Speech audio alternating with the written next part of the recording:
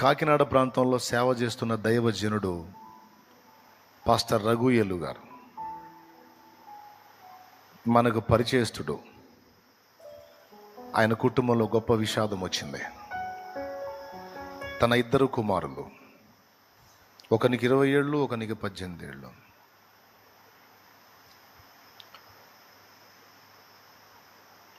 Kranti, Paul, Abhishek అనేటువంటి 2 పిల్లలు ఫ్రెండ్స్తో కలిసి గోదావరిలో స్నానం చేయడానికి వెళ్ళి 2 కొట్టుకుపోయారు.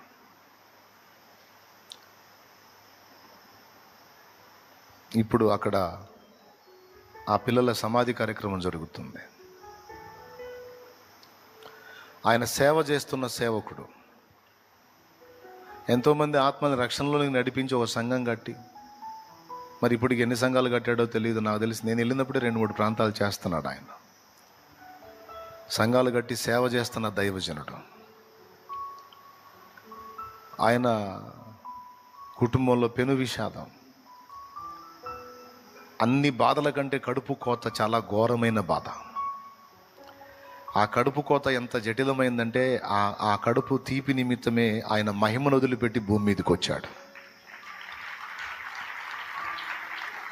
ఇప్పుడు దైవజనుడికి ఎన్నో ప్రశ్నలు తలెత్తే అవకాశం ఉంది. ఇంతమందికి నేను బోధించి నీ గొప్ప కార్యాలను వివరించాను. నేను ప్రార్థించినప్పుడు ఎంతోమంది జీవితాలు అద్భుతాలు చేశావు, రోగుల్ని స్వస్థపరిచావు, చచ్చే వాళ్ళని లేవనెత్తావు, దయ్యాలు ఎల్లగొట్టావు, ఎన్నో కార్యాలు చేశావు. కానీ నాకెందుకు తండ్రి కడుపు కోత మిగిల్చావు?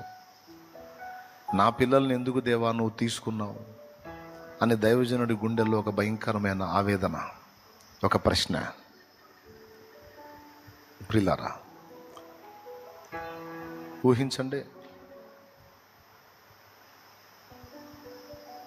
కానీ మీకు తెలుసా, నేను ఆయన వీడియోస్ గమనించాను. ఆయన వీడియో వచ్చింది, మాట్లాడుతూ ఉన్నాడు. ఒక్క మాట ఎక్కువగానే తక్కువగానే ఆయన మాట్లాడాల. ఎంత నింపాదిగా ఆయన ఉన్నారంటే, దేవుని గురించి దేవుడా ఎందుకు ఇలా చేసావు అంటాం కానీ, దేవుడు ఎందుకు చేశాడో ఇలాగ అంటాం కానీ ఒక్క మాట నేను వినలా. చాలా దారుణమైన వేదన కదా. కన్నబిడ్డలు ఒక్క దినం మంది 2 ఏవులాగా వాళ్ళ 2 పిల్లలు, దైవజనుడి సంతానం. ఎన్ని ఆశలు పెట్టుకొని ఉండొచ్చు. వాళ్ళు దేవుని సేవ చేస్తారు, ఆత్మని రక్షిస్తారు, దేవుని పని చేస్తారని 2 కొట్టుకుపోయారు. తన బిడ్డల్ని విగత జీవులుగా చూసి ఇంకెప్పటికీ కనపడని పిల్లల విషయంలో ఆ తండ్రికి ఎంత గుండె కోత. ఇప్పటిదాకా విన్న మాటలన్నీ ఒక ఎత్తు, ఇప్పుడు ఈ మాట విన్నప్పుడు మీ హృదయాలు ఒక్కసారిగా బరువెక్కిపోయాయి. వేదన మిమ్మల్ని ఆవరించింది. అరే నిజం కదా అని. అయితే ఇక్కడ సోదరుడు రఘుయేల్ బ్రదర్కి, అలాగే మీకు అందరికీ నేను చెప్పే మాట ఏమిటంటే, ఇది మనం భౌతికంగా చూసుకుంటే, భౌతిక నేత్రాలతో చూసుకుంటే పెద్ద విషాదకరమైన ఘట్టం. అది ఎవరికి వచ్చినా అది తట్టుకోలేని వేదన, అది ఎవరికి రావద్దు కూడా అనే మన మనసు కోరుకుంటుంది. కానీ ఇక్కడ మనం క్రీస్తు యేసునందు గుర్తుపెట్టుకోవాల్సింది ఒక్కటే విషయం. పాస్టర్ రఘుయేలు గారి పిల్లలు వాస్తవానికి చనిపోలేదు.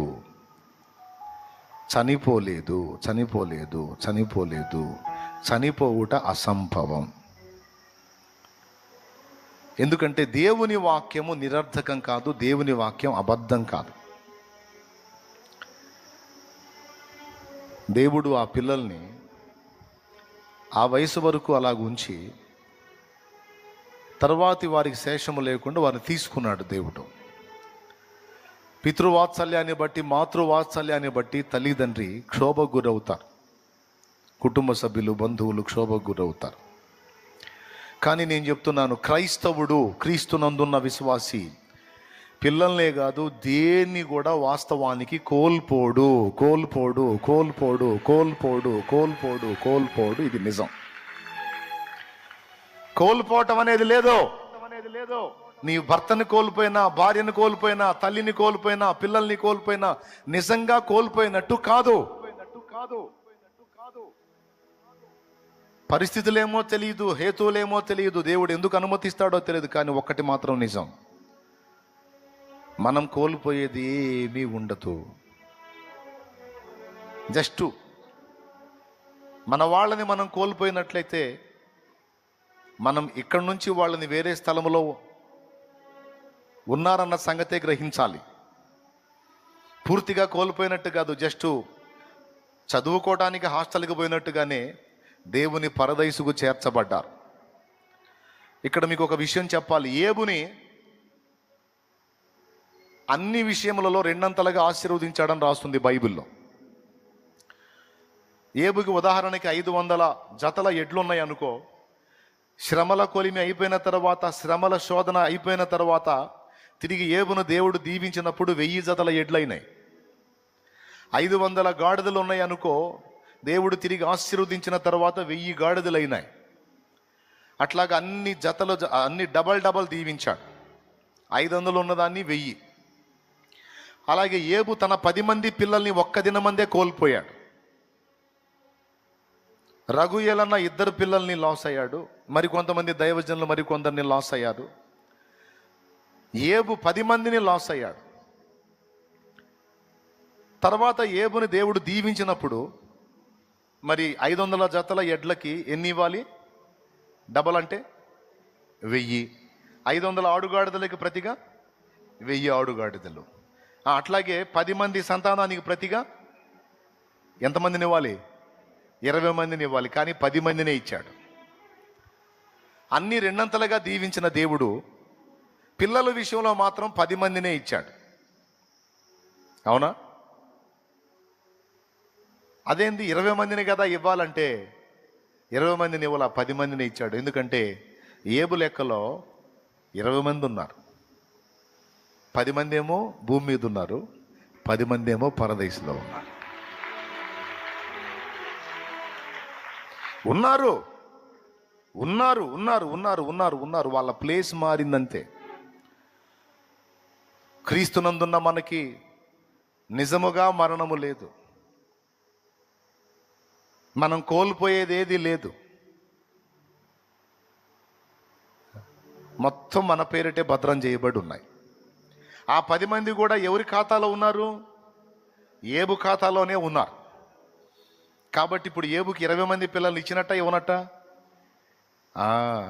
మరి జంతువులు ఎందుకు డబుల్ ఇచ్చాడు, పిల్లల్ని మాత్రం ఎందుకు 10 మందిని ఇచ్చాడంటే, జంతువులు ప్రాణులు, వాటి శేషం ఉండదు. అవి చనిపోయినాయంటే మట్టిగా కలిసిపోతాయి కాబట్టి అవి డబల్ ఇచ్చాడు. కానీ మానవులు మాత్రం ఆత్మలు కాబట్టి 10 మందికి 10 మందిని ఇక్కడిచ్చి 10 మంది ఆత్మలు అక్కడిచ్చి పిల్లల్ని కూడా రెండంతలుగా దీవించాడు. క్లియర్గా అర్థమైందా? కాబట్టి ఇక్కడ మనం గుర్తుపట్టాల్సింది ఏంటంటే, యేసు ప్రభు 2వ రాకడ త్వరలోనే జరగబోతుంది. అప్పుడు క్రీస్తునందుండి మృతులైన వారందరినీ దేవుడు ఆయనతో కూడా వెంటబెట్టుకొని వచ్చును. సమాధులన్నీ ఖచ్చితంగా తెరవబడతాయి. మృతులు అక్షయులుగా లేపబడతారు. కోల్పోయిన మన వారిని గురించి మనం ఏడ్చి ఏడ్చి ఏడ్చి క్షోభిస్తాం. నా ప్రభు అంటాడు, ఎందుకంత దుఃఖపడుతున్నావు? నిరీక్షణ లేదా? నిరీక్షణ లేదా?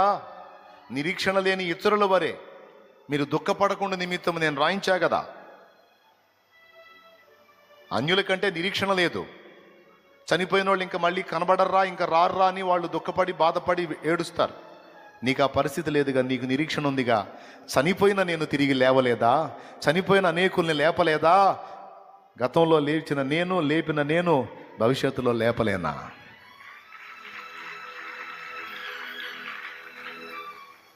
Praise the Lord, praise the Lord. నేను ఒక మాట చెప్తున్నాను.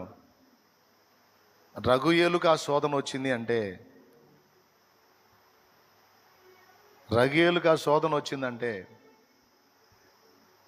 రఘుయేలు దేవుణ్ణి నమ్మటం కాదు, రఘుయేలుని దేవుడు నమ్మాడు. రఘుయేలుని దేవుడు నమ్మాడు.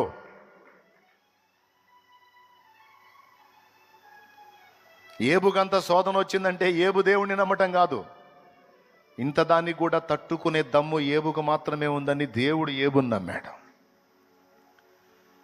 నీకు నాకు అలాంటి పరిస్థితులు కల్పించాలంటే ముందు మనల్ని నమ్మాల దేవుడు. తట్టుకునే సరుకు ఉందా లేదా అని.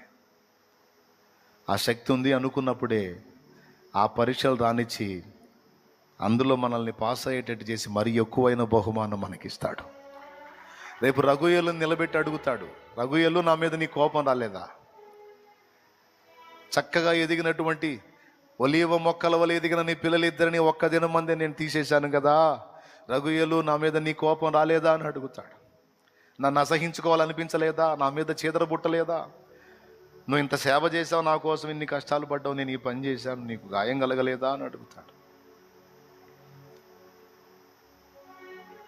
అడుగు, యేసయ్య తెలీదా? ఆయన రఘుయేలు నీవు నన్ను ఒక్క మాట కూడా అనలేదు, కానీ నాకే మహిమ చెల్లించావు, నన్నే పాడి కీర్తించావు, స్తోత్రించావు, ఆరాధించావు, నా సేవను కొనసాగించావు, నన్ను మహిమపరిచావు. నా కుమారుడా, ఇదిగో నీ సంతతి శాశ్వతంగా నీకే ఇస్తున్నాను, తీసుకో అంటాడు. నువ్వు కోల్పోయాను అనుకున్న నీ పిల్లలు ఇద్దరిని ఇదిగో నీకు ఇస్తున్నాను, తీసుకున్నాయన్న, యుగ యుగాలిగా నీతోనే. ఇంత కఠిన పరీక్షలో కూడా నీ విశ్వాసాన్ని కాపాడుకున్నందున ఇదిగో దాని కొరకు నీకు ప్రత్యేకమైన బహుమానం. నా దేవుడు అన్యాయస్తుడు కాడు. మరణం అనేది మనకి పెద్ద విషయం, దేవునికి అది పెద్ద విషయం కాదు. ఎప్పుడైనా వెళ్ళేదే కొంచెం ముందు వెనక తేడా. కాబట్టి బిడ్డలారా, అలాగే నేను మాట్లాడే ఈ మాటలు రఘుయేలు దాకా వెళ్తాయని నేను అనుకుంటున్నాను. నా తండ్రి చిత్తం అయితే తప్పకుండా నేను సోదరుణ్ణి కలుసుకుంటాను. కానీ ముందుగానే ఈ మాటలు ఆ బిడ్డకు కొంచెం ధైర్యాన్ని ఇస్తాయని మాట్లాడుతున్నాను. నేను మీకు అందరికీ చెప్తున్నాను, అవసరమైతే అలాంటి పరిస్థితులు మనం ఎదుర్కొన్న విశ్వాసాన్ని పోగొట్టుకోకూడదు. నా జీవిత యాత్రలో ఎన్నో తుఫానులు, నా జీవిత యాత్రలో ఎన్నో తుఫానులు, అయిన నా యేసు నా పక్షమయ్యుండగా, అయిన నా యేసు నా పక్షమయ్యుండగా, తుఫాను నడచి కెరటాల నాపి నడిపించును నా యేసయ్యా, తుఫాను నడచి కెరటాల నాపి నడిపించును నా యేసయ్యా, నా విశ్వాసవోడ యాత్ర కొనసాగుచున్నది, నా విశ్వాసవోడ యాత్ర కొనసాగుచున్నది, కొనసాగించే యేసు నాకు తోడుండగా, కొనసాగించే యేసు నాకు తోడుండగా, తుఫానులైనా పెనుగాలులైనా ఆపలేవు నా యాత్రను, నా విశ్వాసవోడ యాత్ర కొనసాగుచున్నది, నా విశ్వాసవోడ యాత్ర కొనసాగుచున్నది. ప్రైజ్ ది లార్డ్, హల్లెలూయా. చెప్పండి, ప్రభు శక్తి గలవాడా కాదా? లేపుటకు సమర్థుడా కాదా? తన దాసులను, తన దాసురాండ్రను, తన పిల్లల్ని పరీక్షించుకునే హక్కు దేవుడికి లేదా? వారి విశ్వాసాన్ని పరీక్షించే హక్కు దేవుడికి లేదా? అధికారం దేవుడికి లేదా? ఇలాంటి ప్రతికూలతలలో కూడా విశ్వాసాన్ని కాపాడుకొని క్రీస్తుకు సాక్షులంగా నిలబడినప్పుడు అన్య జనులలో ఆయన నామానికి మరి ఎక్కువ ఘనత కలిగిద్ది. ఇదేమిట్రా, ఇంత దారుణం జరిగినా సరే నా ప్రభువు గొప్పోడు, నా పిల్లల్ని తిరిగి నాకు ఇస్తాడన్న నిశ్చయత నాకుంది అని అంటున్నారు. ఎంత నిరీక్షణ లేకపోతే, ఎంత వాస్తవం కాకపోతే, ఎంత నిశ్చయత లేకపోతే అంత గట్టిగా పట్టుబట్టారు అని అన్యజనులు ఆశ్చర్యపోయి అనేకులు ప్రభు వైపు తిరిగే అవకాశం ఉంది.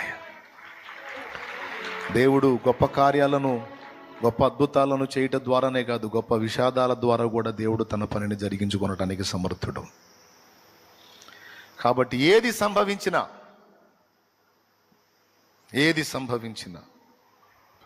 మహిమ నీకే ప్రభు అంటూ సాగాలి.